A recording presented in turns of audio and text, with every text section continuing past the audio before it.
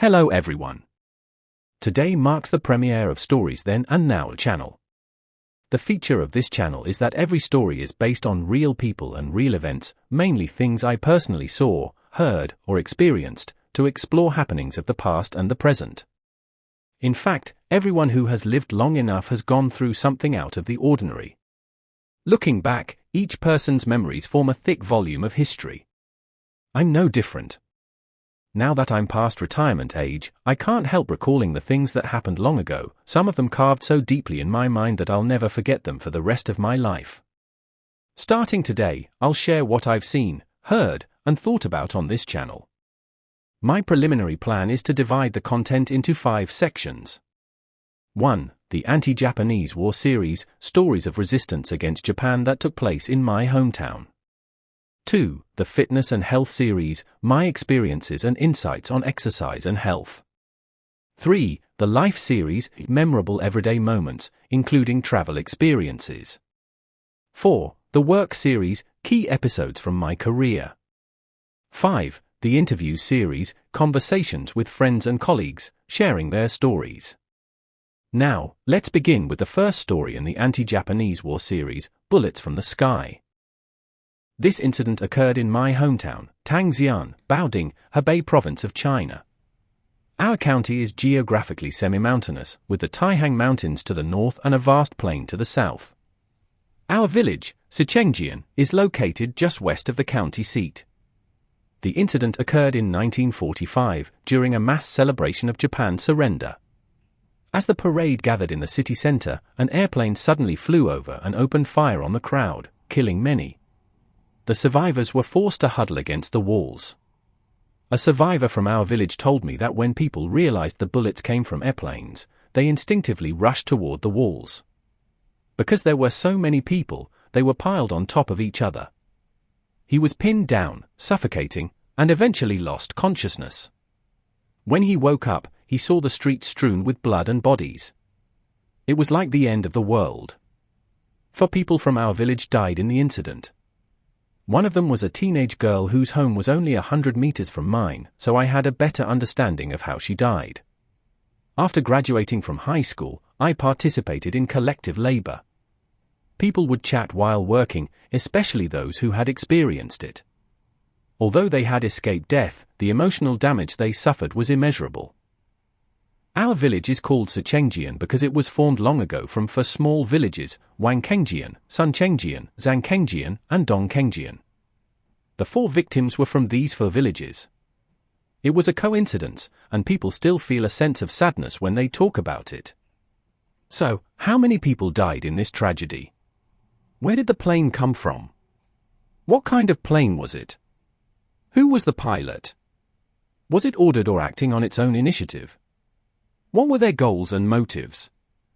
No one could clearly answer these questions at the time. I didn't expect that all these years later, I'd still remember it. Otherwise, I should have dug deeper and found the truth. It would have been much easier than it is now.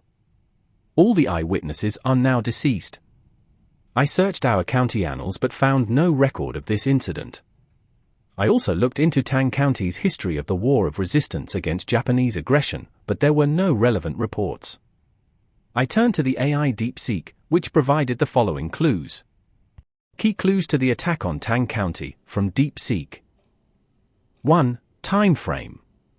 If the incident occurred during the rally celebrating the victory of the War of Resistance against Japanese aggression, the time frame should be between August 1945, after Japan's surrender, and before the full-scale outbreak of the Chinese Civil War in 1946.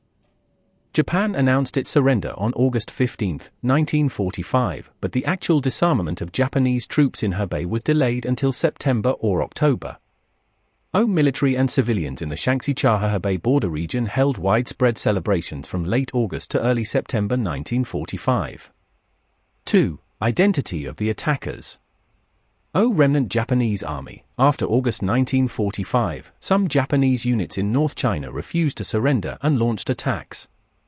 For example, the Japanese forces in Yongyan, Hebei were not annihilated until 1947. KMT Air Force. Starting in September 1945, the KMT, eager to seize control of North China, sent aircraft to drop leaflets and conduct reconnaissance in liberated areas, but there are few public records of direct strafing of civilians. Possible accidental attack. U.S. military aircraft assisted the KMT in transporting troops, but the possibility of an accidental attack on a rally in the liberated areas is extremely low. ChatGPT's answer is as follows. No clear and detailed records have been found regarding the incident in the 1940s where a mass rally in Tang County, Hebei was attacked by aircraft. However, during the War of Resistance against Japanese aggression, Tang County was part of the Shaanxi-Chahe-Hebei border region and a key base for the 8th Route Army, experiencing numerous invasions and bombings by the Japanese. During the anti-Japanese war, the Japanese army often used air raids to attack gatherings, material supply points and military targets in the anti-Japanese base areas. For example, Juncheng Town in Tang County was an important stronghold of the Jinsei Hag military region, with a health school and other anti-Japanese institutions, and may have become the target of Japanese air raids.